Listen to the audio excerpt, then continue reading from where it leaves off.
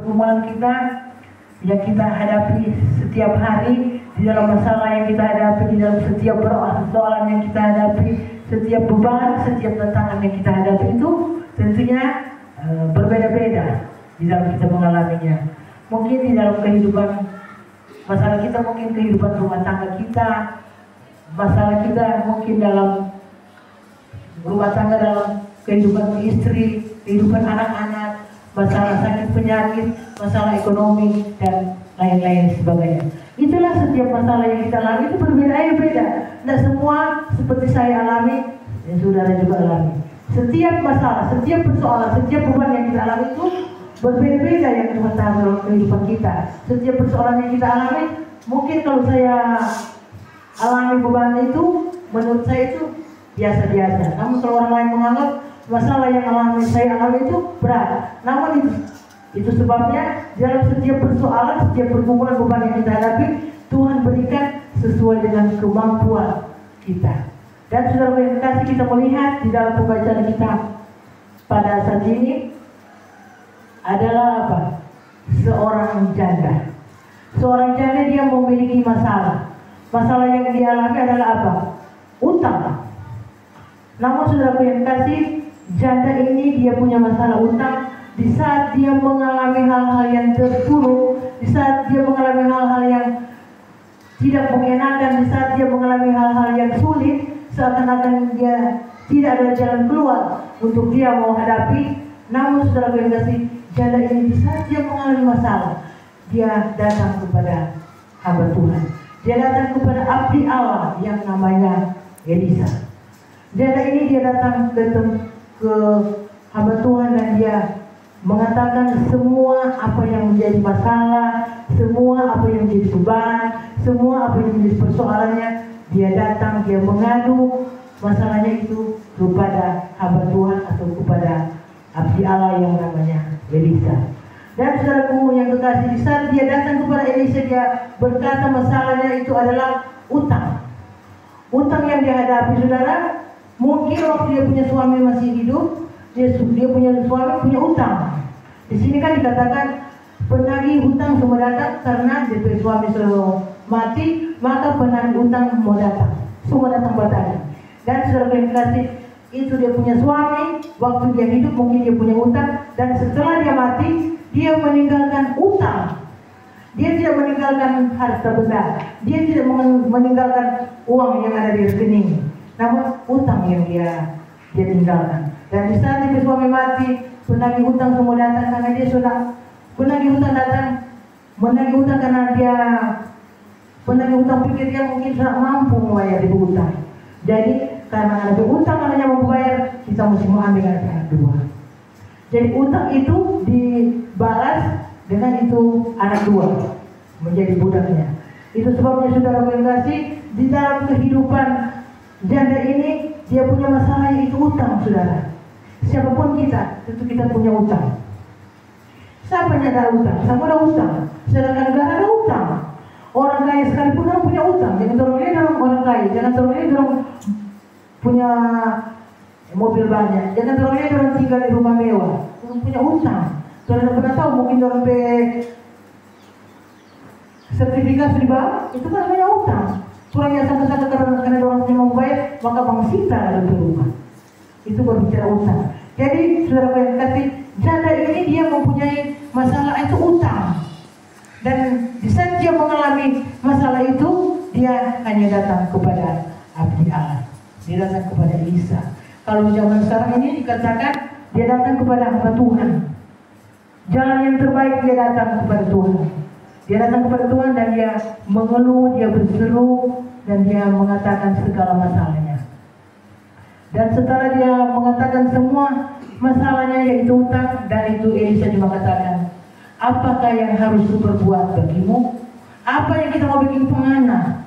Elisa bilang, apa yang kita mau berbuat pengana?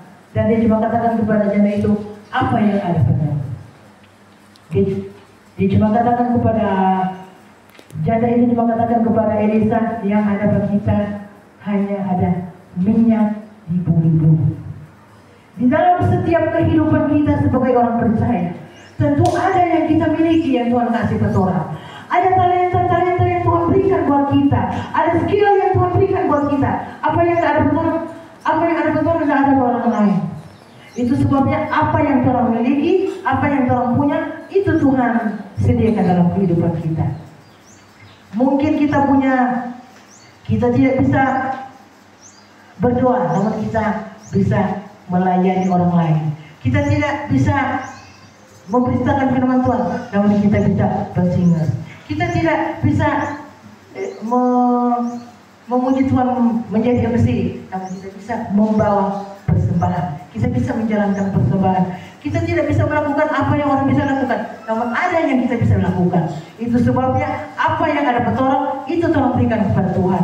Seperti janda ini, Elisa katakan, apa yang ada padamu? Dia katakan, hanya ada minyak di buli-buli yang ada pada dia. Dan Elisa katakan, minyak yang ada di buli-buli itu, biarlah engkau mengambil semua bejana-bejana yang ada di tetangga-tetangga, semua bejana-bejana. Rupa sekarang kalau bilang tanpa minyak kelapa itu apa? Minyak macam gelon begitu. Jadi semua gelon-gelon yang ada di tetangga, sana minta. Di firman Tuhan katakan jangan terlalu sedikit. Berarti jangan terlalu sedikit, sebanyak-banyaknya. Apa yang mau kita meminta, kita mau bawa di rumah kita. Namun saudara yang kasih, ini janda ini dia taat. Dia mentaati apa yang Elisa katakan, minta bejana-bejana di tetangga lakukan. Seperti Petrus, saudara. Petrus waktu dia di Danau Galilea, Tuhan suruh untuk menjala ikan, untuk menebarkan jala. Dia katakan begini pada Tuhan. Dia ada lagi berbantah-bantah dengan Tuhan. Tuhan, sudah engkau yang menyuruh, hingga aku akan lakukan. Hingga karena Tuhan yang suruh, dia melakukan, dia menebarkannya jala, dan setelah dia menebarkan jala, dia mendapat ikan banyak. Sampai itu jala yang waktu dia tarik sebentar habis, orang Manado bilang. Karena apa? Apa yang Tuhan suruh seorang janda ini, apa yang hamba Tuhan abdi Allah Elisa suruh, dia taati, dia lakukan. Masuk pintu kamar dan engkau tutup pintu, dan engkau akan melihat itu kuasa Tuhan yang akan terjadi dalam kehidupan. Hingga apa? Karena ketaatan dari seorang janda ini, dia mengalami mujizat. Karena ketaatan dari seorang janda ini, dia masuk kamar dengan minyak yang sedikit yang ada di buli-buli, dia salin semua. Dia penuh, dan dia katakan kepada anaknya, dekatkanlah lagi bejana. Dan itu anak bilang, soalnya tidak ada, semua terisi penuh. Dan setelah bejana-bejana itu terisi penuh, maka berhentilah minyak itu mengalir. Jadi saudaraku yang kasih, lewat ketaatan dari seorang janda ini, dia mengalami mujizat Tuhan. Lewat kita jalan keluar, dan karena dia punya ketaatan yang tinggi, hingga dia boleh mengalami keajaiban Tuhan. Dia boleh mengalami mujizat Tuhan di dalam kehidupannya.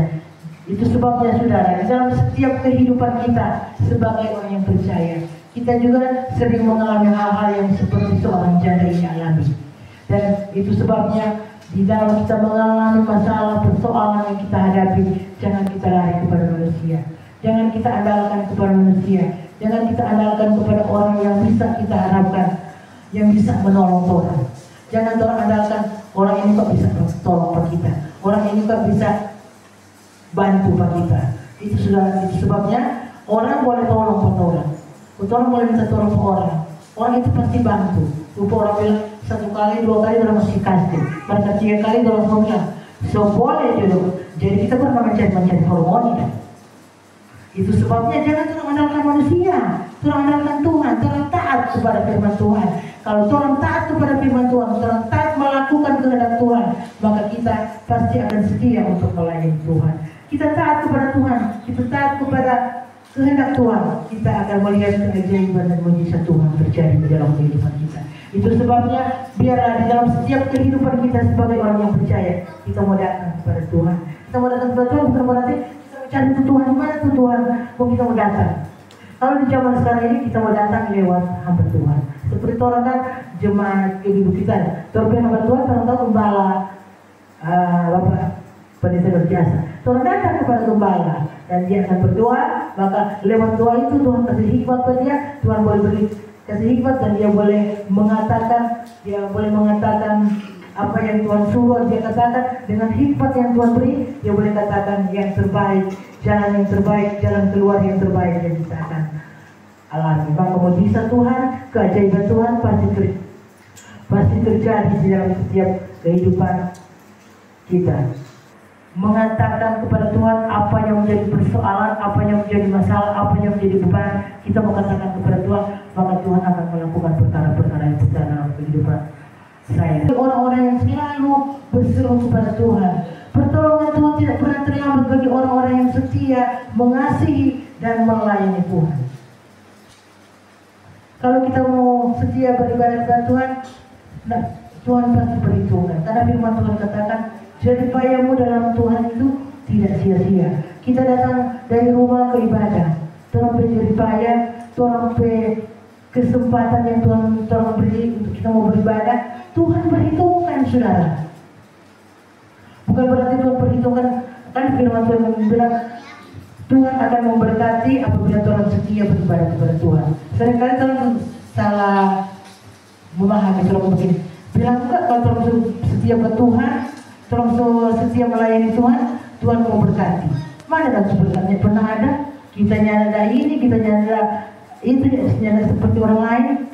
Berkat yang besar, berkat yang tak ternilai harganya yang Tuhan berikan kepada kita adalah apa? Kesehatan. Kekuatan dan kesehatan yang Tuhan beri itu adalah berkat yang terbesar yang tak ternilai harganya.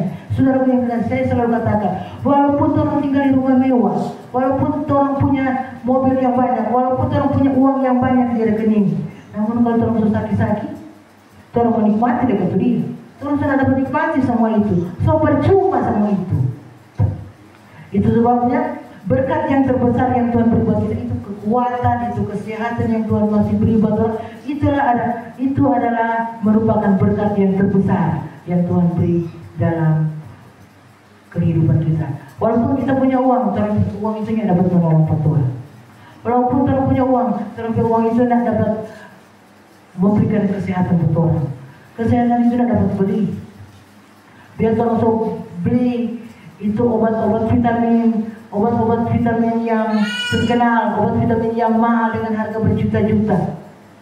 Kalau orang sakit, orang tidak cocok dengan obat itu percuma.